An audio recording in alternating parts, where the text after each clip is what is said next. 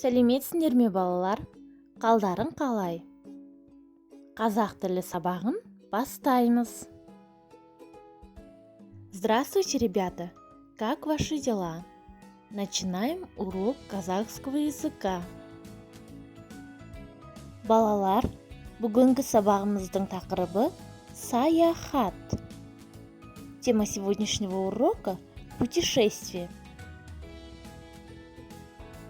Бірінші тапсырма. Тыңдаймыз, қайталаймыз.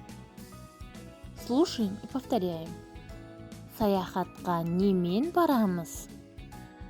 Саяхатқа мәшинемен барамыз. Саяхатқа поездбен барамыз. Саяхатқа ұшақпен барамыз. Қане балалар, қайталаңдар. Келесі тапсырма. Сұраққа жауап бер. Сен саяхатқа немен барасың? Суретке қарап, саяхатқа немен баратынымызды айтайық.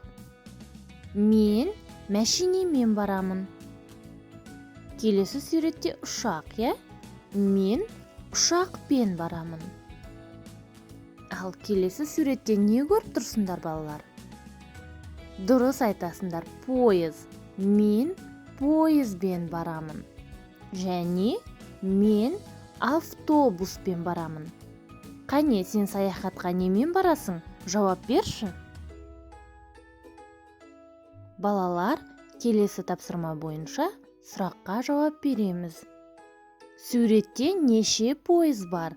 Қане, суреттен қанша пойыз көріп тұрсыңдар? Тауып, сызып көріңдерші. Жарайсыңдар. Өте жақсы.